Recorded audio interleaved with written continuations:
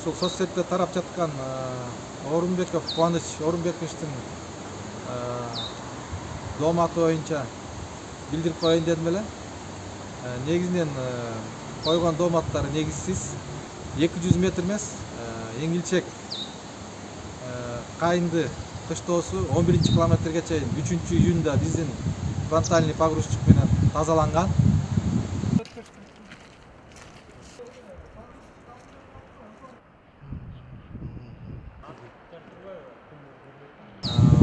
Ошол жерде фронтальный погрузчик тыгылып калган.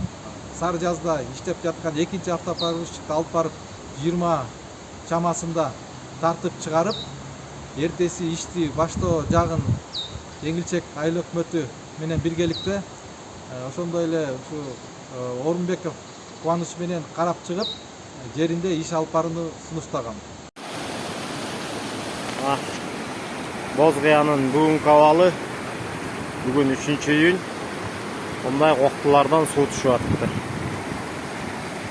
Мындай таштар. Жагы мындай. Погрузчик турат. İşte albayım deyт. Булары кургап калыптыр. Мындай суу түшкөн жерлер. Коктулар ушундай коктудан 4 жеринен түшүп атат азыр суу. 3 жеринен түшүп атат. 3 жеринен ушундай суулар түшүп атат. Ана мен келип эле заправка кылайын деп эле силер кеттиңер. Силер кеткенден эле бир 5 мүнөттөн кийин эле заправка кыла калайын деп эле бурулганда эле мындай эле кирип кетти. Жанагы шыбакка растворчылайбыз го. Асты ошондой. Жана тазалап атат. Таш салсак мону чоп деп мону кыймылдап атат.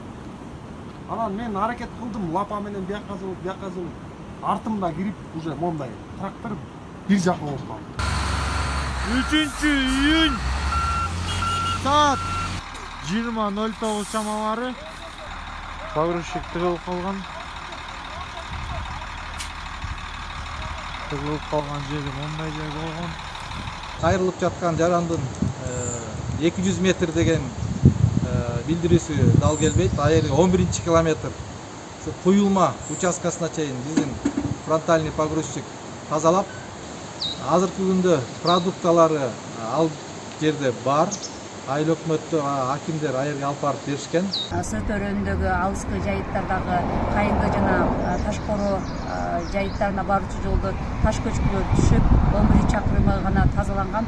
Калган чакырымды тазалоо иштеринде аба ырайынан өзгөрүп тургандыгына жана ошондой эле тоонун боорундагы таштар улам кулап.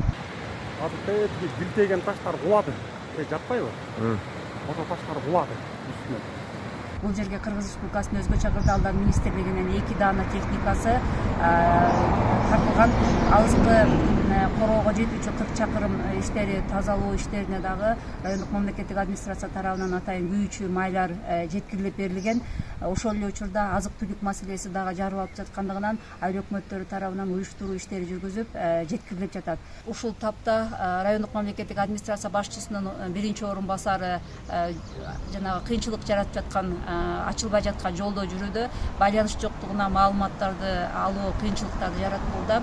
Мындан сырткары бүгүн 5-июнда Кыргыз Республикасынын өзгөчө кырдаалдар министрлигинин куткаруучулары алыскы жайлоодо отуруп ташкан малчылардын абалын билүүгө жолго чыгып кетишти. Ал эми ушул социалдык тармакта тарап жаткан Орунбеков Кубанычтын видео кайрылуусун биз негизсиз деп экендигин билдиребиз. Чөп боюнча биздин КАМАЗ анан бир хоо ошол Эңилчек айылына 2 машина чөп жеткирген. Өзү айтып кеткендей, жол жабык болгонуна байланыштуу биздин техникалар дагы башка жерге чөптөрдү жеткирүү үчүн бүгүнкү күндө Акшыйрак, Карасай айылдарына Жетөгүз районуна чөп алып кетишти. Айыл жерге ошол жерге түшүрүп Эңилчек айылына.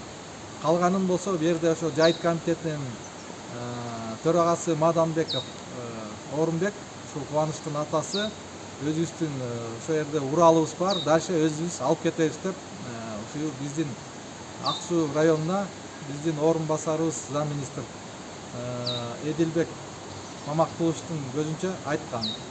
Ошол жерден анан биз таштап кеткенбиз.